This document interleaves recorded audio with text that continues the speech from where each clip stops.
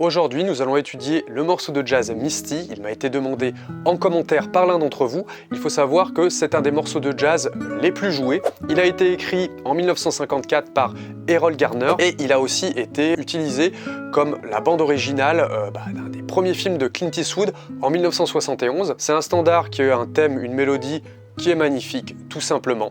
Je vous le joue et puis après, on analysera comment plaquer les accords à la main gauche pour embellir cette magnifique mélodie. Sachez que pour bien étudier cette vidéo, vous pouvez télécharger la partition dans la description avec toutes les annotations harmoniques, tous les petits schémas d'aide-mémoire des accords jazz juste au-dessus des accords. Vous avez la clé de sol, la clé de fa et bien sûr vous avez la partition interactive pour vous entraîner à jouer le morceau. Il y a moi qui joue et puis il y a la partition qui défile. En même temps, vous avez un petit tutoriel offert qui vous apprend à bien utiliser la partition interactive et puis je vous ai rajouté la piste instrumentale qui a été faite par mes soins avec moi qui joue du piano. C'est un peu plus doux que d'utiliser des pistes instrumentales avec des shuffles, des batteries et puis quelque chose d'un peu jazz. On va avoir un style un peu plus balade avec des accords un peu plus colorés, puis vous pourrez imiter les accords si vous le souhaitez, c'est en partition interactive dans la description en plus, ok? Avec tout ça, vous avez bien sûr le métronome pour bien vous caler, pour vous entraîner à faire les improvisations. On verra sur la partition à télécharger, vous avez toutes les gammes pour improviser qui sont juste au-dessus des mesures et des parties. Comme ça, quand vous vous entraînez à improviser, vous avez qu'à vous référer à la partition, c'est assez ergonomique. Je vous joue Misty et puis après, on analyse tout cela.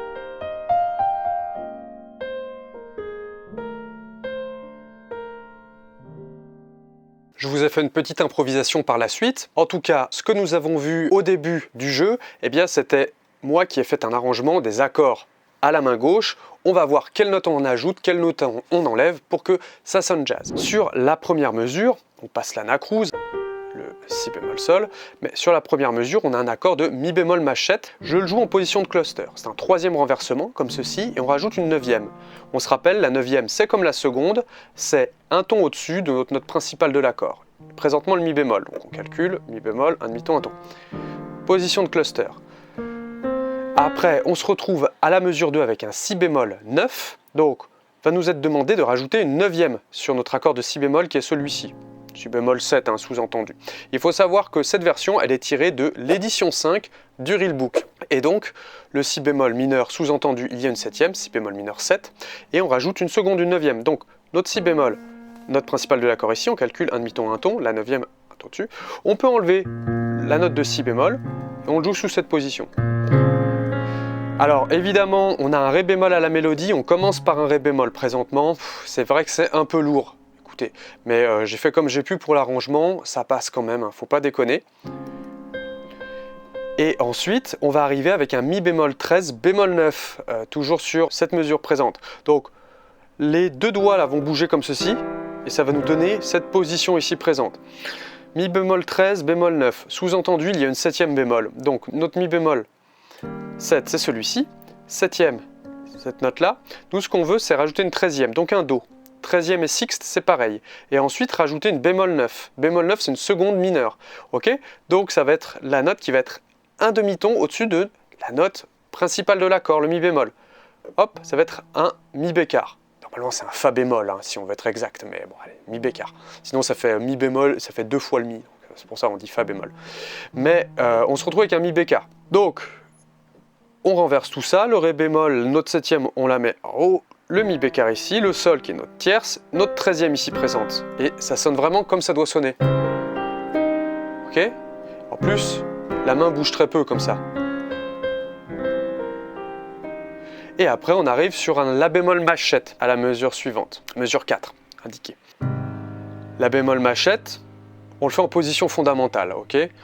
Ça va un peu dans les graves, mais le problème c'est que, après, on avait cette position, on aurait pu le faire dans cette position, j'ai préféré faire sonner le la bémol un peu dans les graves. C'est mon arrangement à moi. On va peut-être enlever le Do et le Mi bémol, ok? On va faire simplement ça, ce sera peut-être un peu plus net.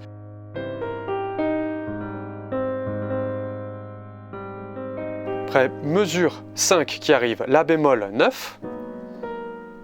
Je le fais en position de cluster, troisième renversement de accord de La bémol mineur 7, cette position-là, et on rajoute une seconde, une neuvième.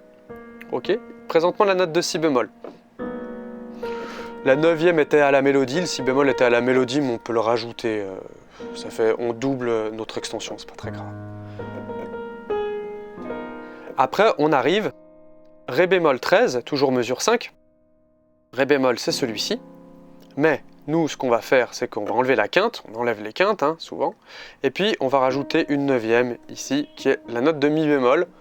Comme ça, notre main, elle va garder ce Mi bémol ici, cette quinte de La bémol mineur 9, qu'on avait juste avant. On a juste le petit doigt qui bouge, on enlève le reste, tout reste en place, on est pas mal. Et ensuite, on va avoir mesure 6, Mi bémol, Maj 7, comme ceci.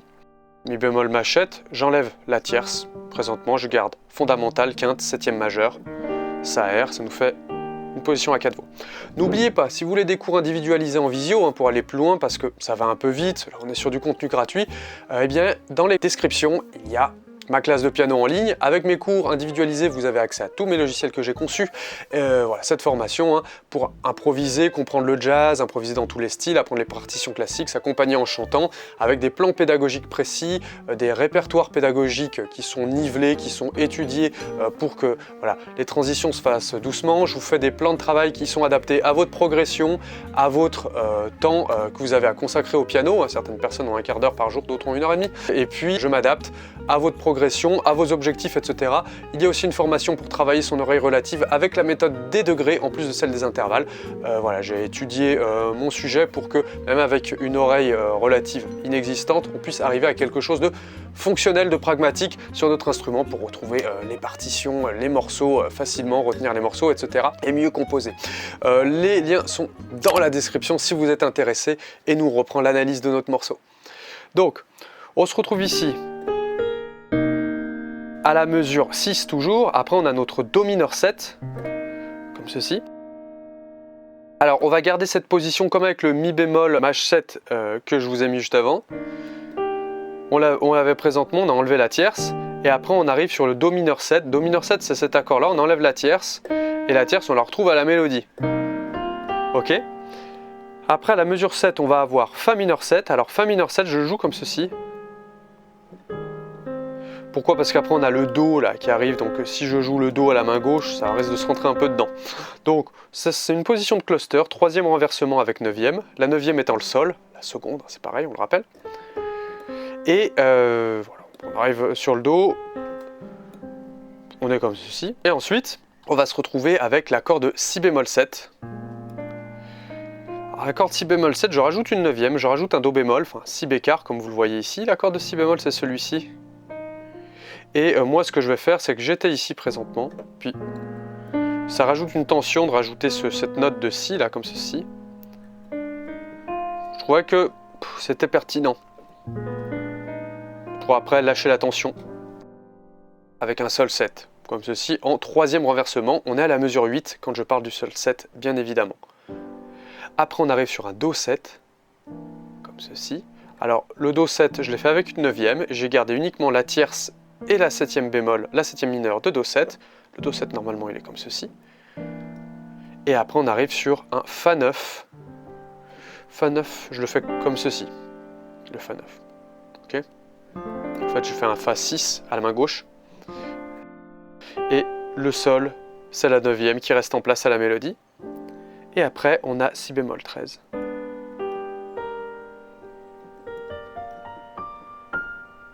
Ok. Maintenant, une petite étude harmonique. Le morceau il est construit sur la gamme de Mi bémol majeur, c'est indiqué. Nous sommes ici, gamme de Mi bémol majeur, mais après on va très vite changer de gamme. On va tout de suite passer en gamme de La bémol majeur dès la mesure qui suit, la mesure 3. Donc premier accord, paf, Mi bémol Maj 7, premier degré, premier accord de la gamme de Mi bémol majeur. On improvise sur la gamme de Mi bémol majeur quand on est ici. Après changement de tonalité par la suite, on se retrouve avec l'accord de Si bémol 9, Mi bémol 13, et la bémol machette, mesure 3 et mesure 4, on est en gamme de la bémol majeur. Donc on improvise en gamme de la bémol majeur là-dessus, et ça nous fait deuxième accord 2, 5 et 1. Célèbre enchaînement 2, 5, 1, deuxième accord de la gamme de la bémol majeur, cinquième accord de la gamme de la bémol majeur et premier accord de la gamme de la bémol majeur. Ensuite, on va passer en tonalité de mi bémol majeur à partir de la mesure 5. En fait, ça va être assez particulier parce qu'on va avoir ce qu'on appelle une espèce de tierce picarde pour emprunter un vocabulaire baroque, c'est-à-dire qu'on va avoir le quatrième accord de la gamme de mi bémol majeur qui va être le la bémol mineur 9, que l'on a à la mesure 5, comme on le voit. Sauf que normalement, dans une gamme majeure, le quatrième accord, il est majeur. Ce serait un la bémol majeur. Et là, c'est un la bémol mineur. Donc en fait, on va avoir des emprunts à la gamme de mi bémol mineur, à l'homonyme mineur. Voilà. Et donc, le quatrième accord est mineur dans ces cas-là. C'est-à-dire qu'on aime bien jouer avec ça. On emprunte les accords de la gamme mineure, mais à la fin, on va résoudre le dernier accord de conclusion. Le centre de gravité, ça va être un accord majeur, le premier degré majeur, et pas mineur. On le voit à la mesure 6, avec le mi bémol machette en accord, qui est le premier degré. Donc, la bémol mineur 9, quatrième accord de la gamme mineure naturelle de mi bémol. Le ré bémol 7, qui est le septième accord de la gamme de mi bémol mineur, et après on arrive sur le mi bémol machette. Présentement on a ce qu'on appelle une backdoor cadence, on passe par la porte de derrière, par l'entrée des artistes. Notre premier degré qui arrive mi bémol machette, ça va être notre centre de gravité. Paf. Et ce centre de gravité, ce point de repli qui marque une conclusion, eh bien on va pas l'approcher par un cinquième degré, par le cinquième accord de la gamme comme on le fait bien trop souvent. On va l'approcher par le septième degré de la gamme mineure, mineure homonyme, voilà, mi bémol mineur naturel. Et franchement, ça passe de ouf.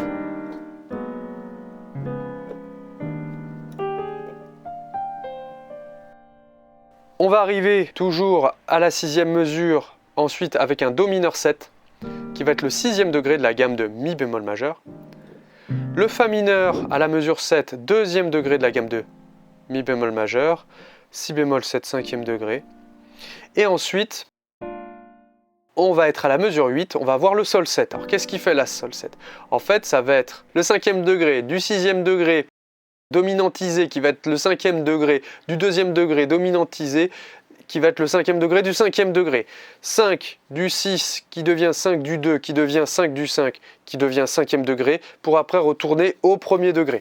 Ça vous a fait mal à la tête, c'est tout à fait normal. En réalité, on reste sur la gamme de mi bémol majeur. L'accord de sol 7, ça va être le troisième degré de la gamme de mi bémol majeur, 1, 2, 3, mais que l'on a dominantisé. Il va servir à approcher le do 7, qui va être le sixième degré de la gamme de mi bémol majeur, mais que l'on aura dominantisé. Ça va le transformer en cinquième degré du deuxième degré de la gamme de mi bémol majeur, le fa 9, que l'on aura dominantisé. Donc deuxième degré dominantisé, et après on arrive si bémol 13.